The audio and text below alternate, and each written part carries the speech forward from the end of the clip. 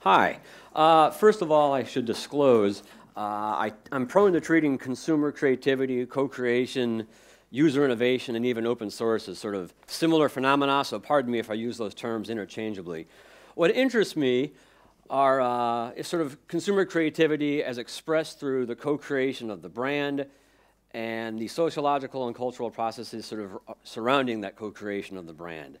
There's a lot of research going on in this area, but there's still a lot to do. And given how rapidly these areas are evolving, there's going to be a lot to do for quite some time. I would argue that we now know just enough to know how much we have left to learn. Briefly, the nature of brands is changing, and the nature of consumers is changing. Right? Brands are increasingly acting like cultural agents. They're behaving like novelists, filmmakers, artists, and activists. They're being judged on their cultural relevance. Consumers are more involved in the co-creation of these brands and sort of everything the brand entails. So therefore, consumers are going to be creating culturally relevant content for brands. And while this is happening, a lot of interesting stuff is going to occur, and a lot of interesting things are going to impact how that plays out. Right? Think about managing the social realities of user innovation at Lego, right? This actually has required a tremendous amount of effort, but has yielded huge dividends, right? Lego's cultural position today is profoundly different than it was 15 years ago, right? What it means to people and groups of people is very, very different. And they're certainly not the only one. Think about how young brands are as a construct and as a series of practices, and how profoundly they've changed in the past 150 years. Now think about how profoundly they've changed in the past 20, right? We went from having few brands in 1875 to today where everything is branded. Water and dirt are branded. Universities and religions are branded. Countercultures and anti-branding movements are branded. The Hells Angels actually have an intellectual property attorney who sues people for unauthorized use of that logo. What would Hunter S. Thompson say, right? So while brands have proliferated, many of the things that seemed like hard and fast cultural categories have kind of faded. The old rules no longer hold. The boundaries are increasingly murky, and they're just going to get murkier. Increasingly, brands are acting like cultural agents and trying to provide value via sort of cultural relevance. Sometimes intentionally, sometimes not, sometimes more successfully than others, right? Dove tried to move the cultural needle a bit. American Girl occupies an interesting space between marketer, novelist, playwright, and filmmaker. Irish Whiskey, Tullamore Dew, produced a video that's like a short movie with their brand of whiskey as a prop. And then we have the Cornetto ice cream videos, right? A series of dramatic shorts, and in these films, the placement is so subdued as to almost be confusing. Is this for ice cream or what? The last two are a little heavy on atmospherics and low on selling, right? And I can't imagine that not changing further. Selling and entertaining are just going to become more and more intertwined, even when we think they're completely intertwined now. In a sense, 'twas ever thus. We know that many modern artists behave like brands and engaged in co-branding, and that they've done so for a long time. Picasso understood the conventions of branding nearly 100 years ago. Brands are now just starting to operate on the other side of this divide. They're acting like artists. And this is happening while what it means to be a consumer is changing profoundly. It's increasingly difficult to differentiate between the marketer and the consumer, right? They're sort of assuming the roles once held by each other. And this, too, is just going to continue to change. I think it's actually going to get worse. It's going to become increasingly difficult to say where one ends and where the other begins. But as Pauline noted, many consumers already get it. They've been steeped in brands for their entire lives. They have a common sense understanding of the ways and means of brands, the styles, tropes, logics, and everything that branding entails. It would actually be odd if they didn't. It would be odd if they somehow couldn't or didn't create using the conventions of branding. Moreover, It seems like this is going to become more pronounced as brands become more and more permeated in our lives. So soon, we're going to see consumers creating brand content for brands that are behaving like cultural agents. How is that going to play out? Well, some firm cultural categories are going to get obliterated. It's probably going to get messy before it gets neat again. So some questions this suggests. How are brands going to be created with so many interconnected groups operating simultaneously? Is it going to be chaos? What's going to sort of manage the chaos? What socio-cultural forces will impact it? Where will power be centered? Who's going to be controlling who? How are styles and meanings going to get negotiated? And how will standards of good creativity and bad creativity get negotiated and enforced? Right. We know consumers do a lot to create value, but value is actually a little underspecified, as in almost completely unspecified. So are costs for that matter. We probably need to start thinking sort of beyond the purely financial here. So that's an area of research that's probably ripe for the taking. We know a lot of consumer creativity takes place in consumer collectives. In these collectives, consumers assume different roles, newbie, old pro, whatever have you. But how the people in these roles interact over time is still kind of opaque. The trajectories of these communities over time is still kind of opaque, right? We don't know how they evolve in their capacity to support consumer creativity. Most of our models aren't particularly dynamic. They're static, so we don't know much about what happens over time.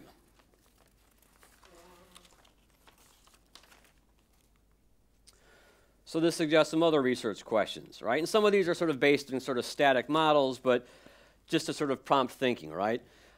Which marketplace communal forms most facilitate consumer co-creation and creativity? Of course, that assumes someone has a good typology of marketplace communal forms. So what's the most complete typology of marketplace communal forms that support consumer creativity? There's an entire research idea there. How do these groups evolve in their capacity to support consumer co-creation and creativity over time? Right? There are going to need to be new ways of evaluating these marketplace creations. How do we evaluate the Cornetto video ads I talked about a second ago? Are they ads? Are they soap operas with really high production values? And how will we evaluate such videos when they're created by consumers on behalf of Cornetto? My cultural compass is bent. Right? I don't know how to categorize these things, and I can't be the only one. So evaluative systems are going to have to be constructed, right? Participants in these collectives creating consumer content get validation and bragging rights from a lot of easily accessible metrics. Views, likes, retweets, whatever have you. These metrics are going to get intertwined with evaluative terms and categories to categorize these creations. They're going to have to, these collectives are going to have to hammer out notions of good consumer content and bad consumer content. And as they do it, they're probably going to get better at it over time, right? Both individually and collectively. I mean, there'd be no way they could not improve given all these sort of collective learning going on here. There are also some cultural level research questions. For a few generations now, we've had a cultural expression called selling out, right? Selling out was when you sacrificed your deeply held beliefs, idealism, and convictions in order to pay your bills. Think of a band selling out their hit single to be used in an ad. A recent Frontline special on American public broadcasting found teens in the U.S. have no understanding of the concept of selling out. They just don't get it. Psychologist and author Jean Twenge made the same point in her book, Generation Me. Observers claim, and I can kind of verify this from teaching undergrads today, you don't hear teens talking about selling out, right? They're simply not aware of the cultural expression and its philosophical undertones, and they struggle to define it. As one writer said in response to this, who do these young punks think they are? Just to skip the step where you have to wallow in a pit of self-deception, rationalization, and guilt. Right? So teens today feel we're all brands. Social media has most likely shifted this a bit, or certainly benefited from it, but that's an entire research area. The rapid shift of a cultural value and its effects on brand co-creation and consumer creativity. In addition, this is just for North America. What about the rest of the world? How are these shifts going to play out in other countries and on a global level? Your local mileage may vary, but cultural values and styles are likely going to affect how co-creation occurs. That's a research area that can be investigated. Right? How does the notion of selling out vary across cultures? Does the cultural legitimacy of the creative space affect the creativity on display there? How does viewing the self as a brand affect brand co-creation and creativity? Now, there are some people out there doing some interesting stuff on sort of cultural values impacting creativity. My favorite is Jack Hitt's book. He basically argues that culture in the States has a constant tension between sort of amateur and professional. And the essay he writes on the amateur geneticist movement is fascinating. There are actually people messing around in garages with genetic sequencing, right? So how do cultural values about the boundaries between professional and amateur affect brand co-creation and creativity? How does culture shape the expression of consumer creativity? How do cultural constructions of the marketplace affect consumer creation on its behalf?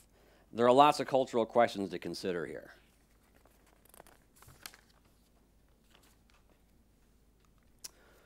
So there's a lot of work here to be sure, but there's still much more to be done. We still need a better understanding of all the sociological and cultural processes surrounding consumer creativity. Culturally complex brands are going to be co-created between the marketer, consumers, and a whole host of other cultural entities, and it's going to be very difficult to tell who's who. A commercial canvas will probably be a widely accepted mode of expression in the future. And of course, empowerment and exploitation sort of orbit around these issues too, right? The Frontline special I talked about explored that question a lot. Who's benefiting more, right? Well, that's a research area that could probably be better answered if we better understood sort of the value creation and sort of the cost of those creation. We also need to reconcile sort of the multiple areas that house this kind of research. Consumer co-creation, user innovation, open source. There are probably other areas, and most of them do not cite each other a whole lot. So there's probably a lot to be done with creating a framework that allows us to sort of understand and explain these processes. Thank you.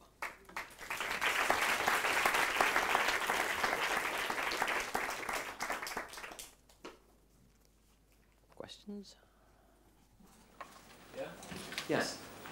I just wonder about sociology has anything to offer, and given that the repertoire of issues that you've given us, and perhaps you might suggest that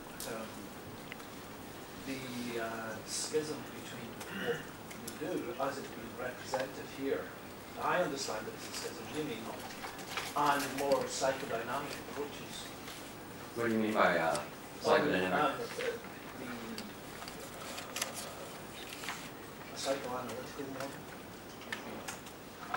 model. Okay, but I think that still probably brings it back too much to the sort of individual level, right? I'm talking about sort of the group processes that are playing out. And most of the sociological work in this area, it's starting to get a bit better, but it still sort of relies on sort of the manipulation and controlling aspects, right? There's not a whole lot of legitimacy afforded to marketplace endeavors and behavior by consumers. It's still sort of the sheep thing, metaphor still sort of hangs heavily here, I think. Well, it would do if you use the term consumer. We've already idealized a psychological form in that term. Right? True. True. Yeah.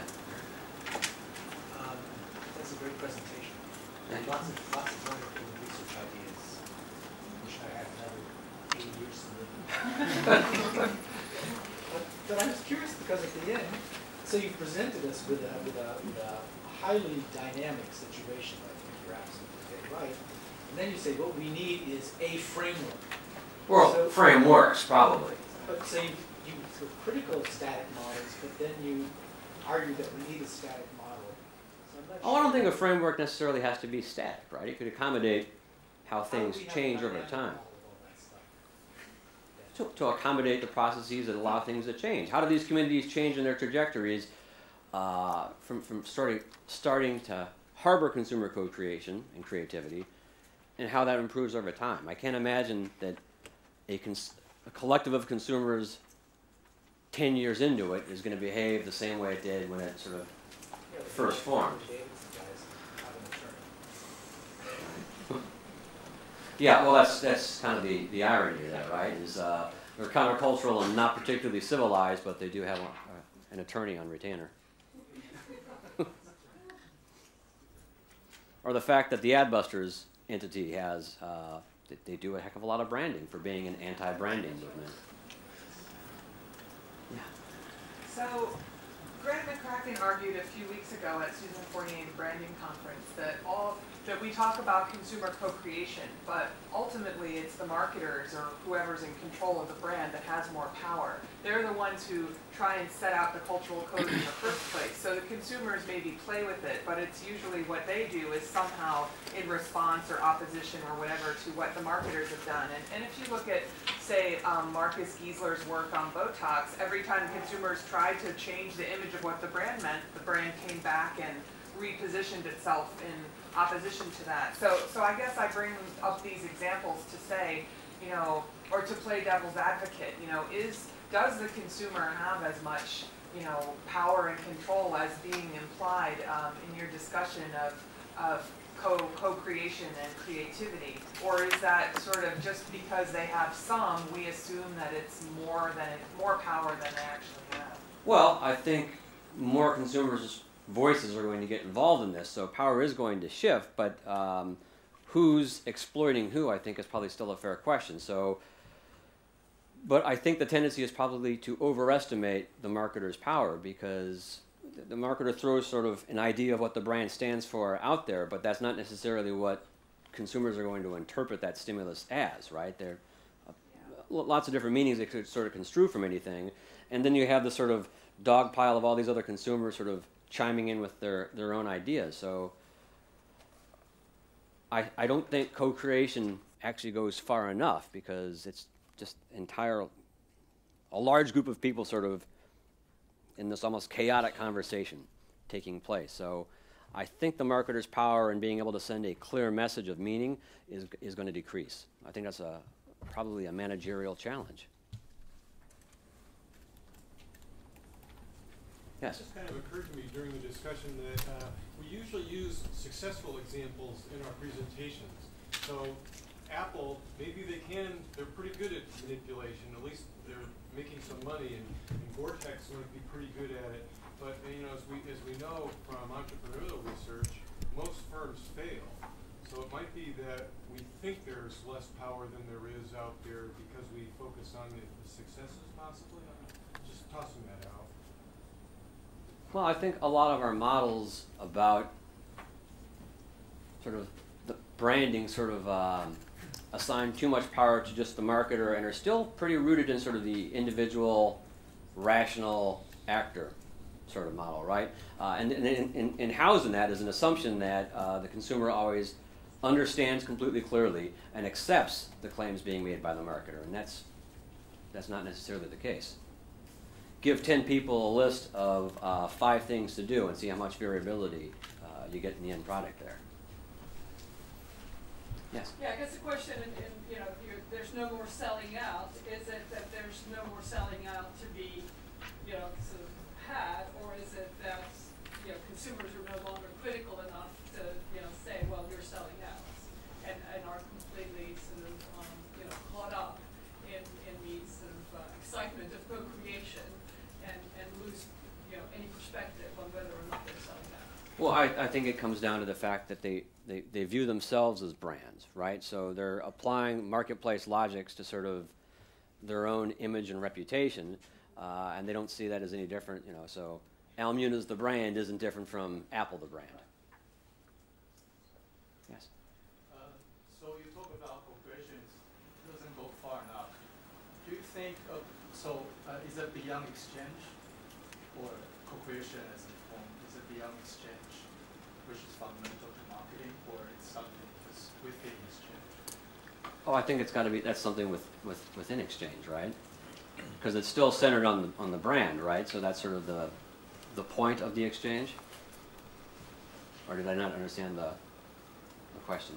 So co-creation would it be possible to go beyond exchange? So it's not necessary to be reciprocal, or it can be a form of truly working together.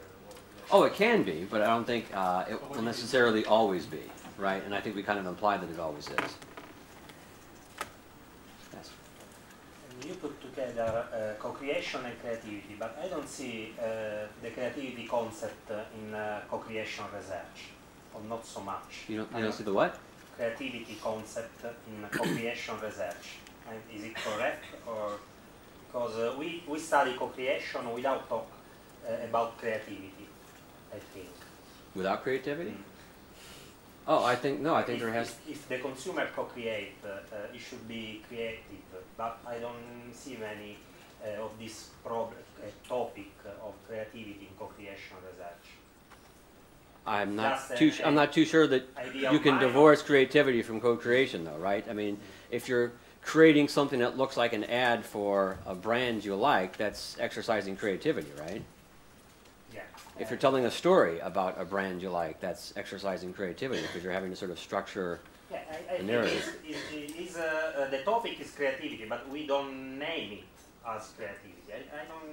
If you search keywords creativity, you don't find many co-creation papers that use creativity. Okay, so are you suggesting that that's sort of another area sort of ripe for? Maybe because the second part of my question, maybe because the creativity is from the firms, not from consumer to. They allow consumer to co-create because they are creative. They have creativity. The firms, not the.